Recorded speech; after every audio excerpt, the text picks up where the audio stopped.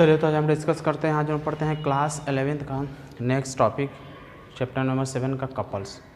Couples क्या होता है इसके बारे में डिस्कस हम करेंगे। जब तो कपल्स हमारा जब दो equal and opposite force acting on the body, दो इक्वल और अपोजिट फोर्स किसी बॉडी पर अगर एक्ट करता है तो वहाँ पर कपल्स का फॉर्मेशन होता है। तो जो कपल्स होता है हमारे बॉडी पर, क्योंकि दो डिफरेंट लाइन ऑफ एक्शन होता है, दोनों फोर्स का लाइन ऑफ एक्शन आपका अलग अलग होता है और कपल टर्निंग इफेक्ट करता है। उसके पास टर्निंग इफेक्ट होता है, बॉडी को रोटेट तो करता है, बट उसके पास नो रिजल्टेंट फोर्स, उसके पास कोई रिजल्टेंट फोर्स एक्ट नहीं होता है। इसलिए हम ये भी कह सकते हैं कि there is no resultant force act, चूँकि उसके पास कोई रिजल्टेंट फोर्स एक्ट नहीं होता है, इसलिए कैन नॉट प्रोड्यूस जो ट्रांसलेटरी मोशन, उसके अंदर ट्रांसलेटरी मोशन नहीं होता, सिर्फ क्या होता है रोटेशनल मोशन ही होता है। जैसे सपोज दैट कि कोई बॉडी हो जिसके ऊपर दो इक्वल और अपोजिट फोर्सेस लग रहा हो। ये हमने एक बॉडी ले लिया, ठीक ना, और ये आपका जो है दो इक्वल और अपोजिट फोर्स, एक फोर्स जो है नीचे की तरफ F1 लग रहा हो, एक फोर्स ऊपर की तरफ अगर F2 लग रहा है, दोनों फोर्स आपस में इक्वल हो और ये AB हो और इसके बीच का डिस्टेंस अगर D हो या R हो, कुछ भी ले सकते हैं। अगर बीच का डिस्टेंस मेरा D के बराबर हो तो जो moment of the torque about, तो O के अबाउट जो हम मोमेंट बात करते हैं, क्योंकि यहाँ पर जो फिक्स पॉइंट है कोई ले सकते हैं, कितना हो डिस्टेंस ले सकते हैं, इसके ऊपर ये फिक्स पॉइंट के ऊपर डिपेंड नहीं करता है, ठीक ना। हम फिक्स पॉइंट O ले लेते हैं जहाँ से यहाँ पर ये बॉडी फिक्स हुआ, इसके इधर उधर क्या करता है रोटेट कर रहा है। तो moment of the force about O हम निकालेंगे तो इस फोर्स के चलते मोमेंट ऑफ उस फोर्स के चलते मोमेंट, दोनों फोर्स के चलते जो मोमेंट हमारा होगा तो मोमेंट ऑफ टॉर्क कह सकते हैं। मोमेंट हम निकाल रहे हैं, मोमेंट ऑफ टॉर्क, मोमेंट और कह लीजिए moment of torque about torque of couple about O के अबाउट क्या होगा फोर्स इनटू इसका डिस्टेंस क्या हो जाएगा AO, इस पॉइंट से इसका डिस्टेंस यानी F1 प्लस AO और इसका फोर्स क्या हो जाएगा F2 और BO। चूँकि F1 और F2 दोनों इक्वल फोर्स हैं, क्योंकि इसके ऊपर इक्वल फोर्स लग रहा है, F1 equal to F2 equal to F होगा, दोनों इक्वल फोर्स होगा तो क्या हो जाएगा F हम यहाँ से बाहर निकाल देंगे तो AO प्लस BO और ये moment of the force torque की बात अगर हम करते हैं क्या हो जाएगा F AO और OB क्या हो जाएगा D के बराबर होगा। तो इस तरह आप देख रहे हैं कि जो कपल्स ऑफ द फोर्स का फॉर्मेशन हो रहा है, मोमेंट ऑफ द कपल्स जो होता है force into perpendicular distance between two forces, दो फोर्सेस के, दोनों फोर्स क्या है, दोनों फोर्सेस का लाइन ऑफ एक्शन दोनों का अलग अलग है, दोनों का लाइन ऑफ एक्शन क्या अलग अलग है, बट दोनों लाइन एक्शन की लाइन फोर्स का जो लाइन ऑफ एक्शन है उसके बीच का परपेंडिकुलर डिस्टेंस होता है। तो हम कह सकते हैं moment of couple, moment of couple couple is equal to force into perpendicular distance between two force, दोनों फोर्स के बीच का परपेंडिकुलर क्या होगा डिस्टेंस हमारा हो जाता है, ठीक ना। अब चूँकि हम देखेंगे यहाँ पे ये मेरा कपल्स होता है कि किसी बॉडी पर हमारा इक्वल फोर्स लग रहा है, दो बॉडी पर दोनों फोर्स का डायरेक्शन अगर अलग अलग हो बट इक्वल फोर्स हो तो उसके द्वारा जो कपल्स होता है दोनों फोर्स में से कोई एक फोर्स लेते हैं और उस फोर्स का लाइन ऑफ एक्शन जो होता है, लाइन ऑफ एक्शन से परपेंडिकुलर डिस्टेंस का जो प्रोडक्ट होता है वो हमारा क्या बताता है कपल्स के बारे में। Torque, moment of the torque और मोमेंट ऑफ द कपल्स जो होता है वो उसका बताता है फोर्स इनटू परपेंडिकुलर डिस्टेंस। आगे हम देखेंगे work done by the torque, torque के द्वारा कितना वर्क डन हमें कैलकुलेट करना है, work done by the torque, torque के द्वारा कितना वर्क डन होता है। तो हम सपोज कर लेंगे कि कोई सिस्टम ऑफ पार्ट्स के लिए यहाँ पर, ठीक ना, जिसके ऊपर जो है पॉइंट P पर जो है टेंजेंशियल फोर्स आपका लग रहा है, टेंजेंशियल फोर्स जो है पॉइंट P पर टेंजेंशियल फोर्स लग रहा है जिसका डायरेक्शन में क्या होगा इस तरह का होगा। हम मान लेने की बॉडी पर इस टेंजेंशियल फोर्स लगने से हम सपोज कर लेंगे कि इसका जो एंगुलर डिस्प्लेसमेंट है वो डेल्टा थीटा के बराबर है, यानी डेल्टा थीटा या डी थीटा जो है उसमें एंगुलर डिस्प्लेसमेंट। और भाई किसी बॉडी पर फोर्स लगेगा तो क्या करेगा इस तरह, ये इस तरह रोटेट करने की कंडीशन होगा तो रोटेट करेगा, तो यहाँ से अगर ये ऐसे रोटेट करेगा तो इस पर जो फोर्स लगे क्या होगा वो टेंजेंशियल फोर्स लगेगा ऐसे, तभी तो ये ऐसा, तभी तो ये ऐसे क्या करेगा रोटेट करेगा। तो हम सपोज कर लेंगे कि इस पर जो है टेंजेंशियल फोर्स लग रहा है और टेंजेंशियल फोर्स लगने से चलते उसमें जो है डेल्टा थीटा का जो है एंगुलर डिस्प्लेसमेंट हो रहा है, जो यहाँ से यहाँ तक इसका रेडियस हम सपोज कर लेंगे आर, चूँकि कर्व आर्क बन रहा है ना यहाँ पर, ये सब ऐसे रोटेट करेगा, जब ये बॉडी है पूरा ये जो सिस्टम है आपका, जब रोटेट करेगा तो क्या होगा, इस फॉर्म में रोटेट करेगा, तो ये आपका आर्क का फॉर्मेशन कर रहा है। तो यहाँ से अगर हम मिलाएंगे इसका क्या होगा, रेडियस बनेगा, ये है ना, ये रेडियस जब बनेगा तो ये रेडियस को हमने सपोज कर लिया कि वो आर के बराबर है। तो फोर्स इक्वल टू क्या होता है, फोर्स इक्वल टू मतलब work done equal to force into क्या होता है, डिस्टेंस अलोंग द आर्क। हम यहाँ पर वर्क डन निकालेंगे, वर्क डन इसको फोर्स इंटू डिस्प्लेसमेंट होता है, तो फोर्स चूँकि इस पर एफ लग रहा है और डिस्प्लेसमेंट कहाँ हो रहा है, बॉडी का ऐसे डिस्प्लेसमेंट हो रहा है, मतलब इस आर्क के अलोंग डिस्प्लेसमेंट हो रहा है, तो हम कह सकते हैं डिस्टेंस अलोंग आर्क क्या ओपी, ओपी के अलोंग जो डिस्टेंस। अब हमें क्या चाहिए, इस ओपी का लेंथ चाहिए, तो ओपी का लेंथ ने आपको पता है क्या होता है, आर्क इक्वल टू, चूँकि एंगल इक्वल टू क्या होता है, एंगल इक्वल टू आपको होता है आर्क बाय में रेडियस। तो एंगल आपका क्या है, डेल्टा थीटा, आर्क आपका क्या है, आर्क अलोंग ओपी, और रेडियस हमारा क्या है, आर के बराबर है। तो arc along OP equal to R delta theta, ये हो जाएगा मेरा डिस्टेंस। तो यहाँ पर W equal to work, W equal to हो जाएगा F into are delta theta. ये जो होगा वर्क डन होगा हमारे किसके द्वारा, कपल मतलब कि टॉर्क के द्वारा। अब आपको पता है कि F इंटू आर जो होता है क्या होता है, टाउ के बराबर होता है। W इक्वल टू यहाँ पर लिख सकते हैं टाउ डेल्टा थीटा, तो वर्क डन इक्वल टू हो जाएगा टाउ डेल्टा थीटा, ये मेरा वर्क डन हो। तो वर्क डन जो होता है टार्क इंकर एंगुलर डिस्प्लेसमेंट के बराबर होता है। तो हम देखें टार्क है, ये एंगुलर डिस्प्लेसमेंट है, तो वर्क डन इक्वल टू क्या कर सकते हैं, work done equal to torque into displacement. Torque और डिस्प्लेसमेंट के बराबर क्या होता है, मेरा वर्क डन हो जाता है, ठीक ना।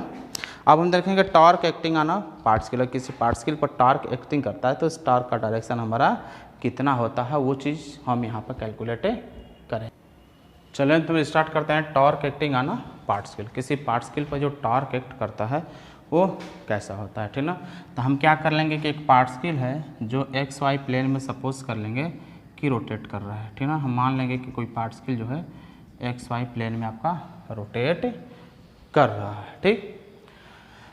यहाँ पर पॉइंट P है, P पर एक पार्टिकल है, ठीक, जिसका ओरिजिन से जो है हम पोजीशन वेक्टर कह सकते हैं, हमारा पोजीशन वेक्टर O के रिस्पेक्ट में O है, और पार्टिकल पे जो फोर्स लग रहा है इस डायरेक्शन में फोर्स लग रहा है, ठीक ना। तो पार्टिकल क्या करेगा, इस डायरेक्शन में हमारा रोटेट करने की कोशिश करेगा, क्योंकि फोर्स लग रहा है, force act display of the particle, ठीक ना। फोर्स हमारा जो है इस डायरेक्शन में लग रहा है, तो जो टॉर्क हमारा होता है, टॉर्क की अगर हम बात की, इसको अभी रहने देते हैं, बाद में खींचेंगे। टॉर्क इक्वल टू क्या होता है, क्योंकि यहाँ से लेकर यहाँ तक का पोजीशन वेक्टर चूँकि आर है और ये फोर्स एफ लग रहा है, तो टॉर्क इक्वल टू को पता है कि वेक्टर प्रोडक्ट आप जो क्या होता है, फोर्स इंटू डिस्प्लेसमेंट। फोर्स लग रहा है, फोर्स का जो है जहाँ से फिक्स है वहाँ से उसका परपेंडिकुलर डिस्टेंस, तो एफ क्या होता है, R vector cross F vector होता है, और इसको अगर हम लिखते हैं तो आर एफ साइन थीटा के बराबर हो जाएगा, ठीक ना। तो अगर theta equal to 90 degree, theta equal to अगर 0 होगा, थीटा इक्वल टू 0 लेते हैं, यानी इसके बीच का एंगल अगर हम 0 लेते हैं, ये अगर हम, चूँकि एक चीज़ यहाँ पर और ध्यान देने वाली बात है, ठीक ना, कि इसके बीच हम मान लेते हैं कि इसके एक्स एक्सिस के डायरेक्शन, यहाँ पर एक्स एक्सिस के पॉजिटिव डायरेक्शन के साथ जो है थीटा एंगल बना रहा है, तो ये भी एंगल क्या होगा, मेरा थीटा ही होगा, ठीक।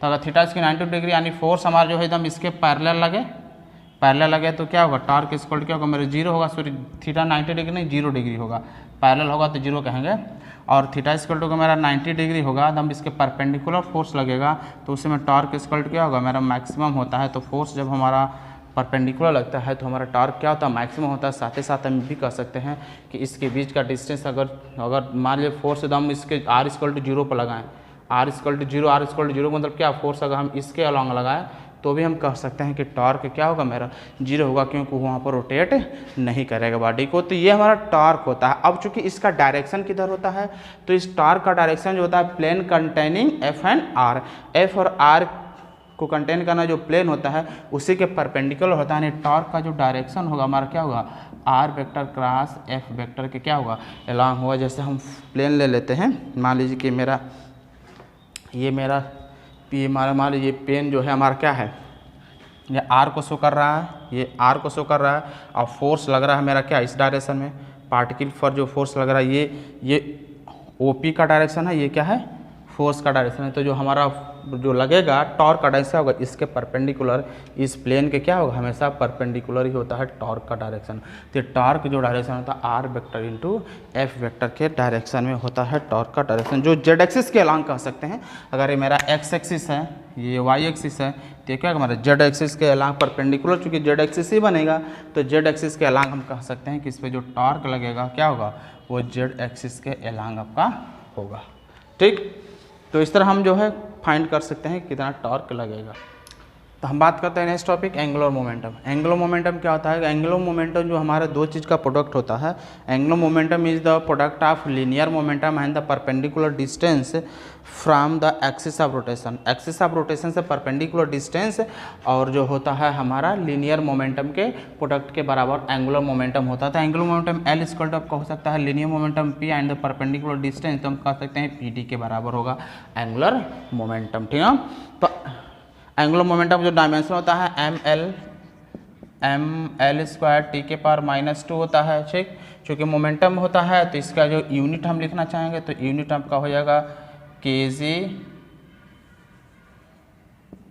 केजी मीटर पर सेकेंड स्क्वायर इंटू मीटर, ये हम कह सकते हैं इसका यूनिट केजी मीटर पर सेकेंड और मीटर कह सकते हैं, ये सेकेंड और मीटर, तो चूँकि मीटर मीटर हो जाएगा केजी मीटर स्क्वायर पर सेकेंड, ये एसआई यूनिट होता है। ठीक ना, अब हम देखेंगे एंगुलर मोमेंटम। अब पार्टिकल किसी पार्टिकल पर एंगुलर मोमेंटम लगेगा तो कितना होगा, तो हम सपोज कर लेंगे कि कोई एक्स वाई प्लेन है जहाँ पर एक पार्टिकल को रखा गया है एक्स वाई प्लेन में, इस पार्टिकल को जो है पी पर रखा गया है, ये कोई पार्टिकल है जिसको जो पॉइंट पी पर रखा गया है। हम इसका सपोज कर लेंगे कि इस पॉइंट का जो है ओरिजिन से पोजीशन वेक्टर आर है, ठीक ना, ओ से, और ये जेड एक्सिस है, ये एक्स एक्सिस है, वाई एक्सिस है, जेड एक्सिस है। ठीक, और हम सपोज कर लेंगे पार्टिकल का जो लीनियर मोमेंटम है वो पी के बराबर है। ठीक ना, और लीनियर मोमेंटम जो है पार्टिकल का जो वो एक्स एक्सिस के साथ थीटा एंगल बना रहा है। ठीक, ये थीटा एंगल हम बनाने के एक्स एक्सिस के पॉजिटिव डायरेक्शन के साथ हम सपोज कर लेंगे थीटा एंगल बना लेता है। ठीक ना, तो जो लीनियर मोमेंटम होता है इसका एल वेक्टर जो होता है इसके बीच का डिस्टेंस आर वेक्टर और angular momentum, not linear momentum, angular momentum जो होता है इसके परपेंडिकुलर डिस्टेंस और लीनियर मोमेंटम के क्या होता है, प्रोडक्ट के बराबर होता है। तो R vector into P vector हो जाएगा, और एल वेक्टर की अगर वैल्यू निकालते हैं हम तो जाएगा आर पी साइन थीटा के क्या होगा, मेरा बराबर होगा। तो इस तरह लीनियर जो एंगुलर मोमेंटम हमारा होता है R P sine theta, direction जो होता है एंगुलर मोमेंटम का वो परपेंडिकुलर होता है plane of the vector R and P, R और पी का, और राइट हैंड्स रूल के अनुसार उसको हम निकालेंगे। अब वही चीज़ जो मैंने अभी पीछे वाले में बताया कि अगर मेरा ये क्या है, ये मेरा आर के डायरेक्शन, ये आर हो और ये लीनियर मोमेंटम हो पार्टिकल का, तो इसका डायरेक्शन क्या होता है, ऊपर की तरफ होगा। और राइट हैंड रूल से निकालेंगे इसको हम क्या करेंगे, अंगूठा ऊपर की तरफ करेंगे, ऐसे रोटेट करेंगे तो जिधर हमारा कर्ल करेगा रोटेट करेगा वो डायरेक्शन बता देगा एंगुलर मोमेंटम का। तो एंगुलर मोमेंटम का जो हमारा डायरेक्शन होता है, टॉर्क जो डायरेक्शन होता है वो हमारा ऊपर की तरफ ऐसे होगा, क्योंकि हम यहाँ पर अंगूठा लगाते हैं और कर्ल करते हैं तो इधर की तरफ मूव कर रहा है ना आपका। तो टॉर्क का जो एल का जो डायरेक्शन होगा यहाँ पर क्या होगा, R vector into P vector, जो हम कह सकते हैं जेड एक्सिस के अलॉन्ग हो जाएगा इसका डायरेक्शन। तो इस तरह जो है हम एंगुलर मोमेंटम जो है फाइंड कर सकते हैं। अब चूँकि हम ये भी जानते हैं, अभी मैंने आपको पढ़ा है कि टॉर्क इक्वल टू होता है R vector into D vector, हम कह सकते हैं टॉर्क इक्वल टू अपने पढ़ा है R vector into F vector, force into distance जो होता है। और लीनियर मोमेंटम में अभी आपने पढ़ा है L vector equal to R vector cross P vector, ये आपने दोनों पढ़ा है। यहाँ से अगर इसको हम डिफ्रेंशिएट करते हैं विथ रेस्पेक्ट टू टी, तो D L vector by D T equal to D by D T R vector cross P vector हो जाएगा। यहाँ से हम लिख सकते हैं D R vector by D T cross P vector, और ये हो सकता है plus R vector D cross D P vector by में डी टी। ये जो है हम यहाँ से इसका क्रॉस प्रोडक्ट निकाल सकते हैं, D R vector by D T cross P plus R cross D P by D T.